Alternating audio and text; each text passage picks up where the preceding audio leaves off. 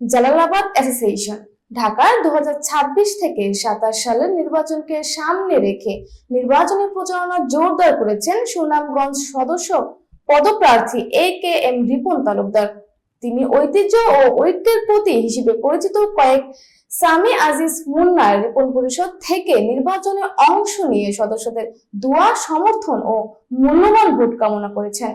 এক ভিডিও বার্তায় AKM রিপন তালুকদার বলেন, দীর্ঘদিন ধরে সাবেক ছাত্র নেতা, সমাজসেবক ও ব্যবসায়ী হিসেবে তিনি জালালাবাদবাসীর সুখে দুঃখে পাশে থাকার চেষ্টা করেছেন।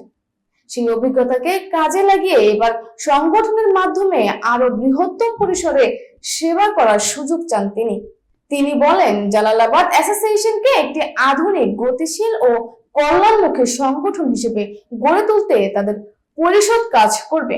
সংগঠনের কার্যক্রমে স্বচ্ছতা, জবাবদিহিতা, সদস্যদের অংশগ্রহণ এবং পারস্পরিক সম্প্রীতি নিশ্চিত করাই হবে তাদের অন্যতম লক্ষ্য।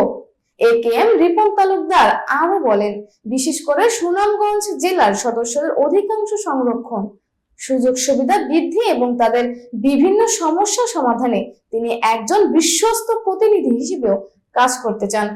সদস্যদের মতামতকে গুরুত্ব দিয়ে সংগঠনকে আরো কার্যকর ও সদস্য বান্ধব করার প্রতিশ্রুতি দেন তিনি জালালাবাদবাসীর উদ্দেশ্যে বলেন, আগামী নির্বাচনে কয়েক সামি আজিজ মুন্নার রিপন পরিষদের প্রার্থীদের বিজয় করতে সবাইকে ঐক্যবদ্ধভাবে কাজ করতে হবে।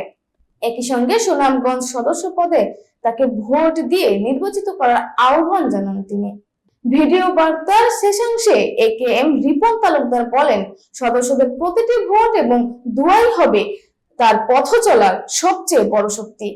এবার সহযোগিতা ও সমর্থন নিয়ে তিনি সংগঠনের উন্নয়ন এবং সদস্যদের কল্যাণে কাজ করে যেতে চান বলেও আশাবাদ ব্যক্ত করেন।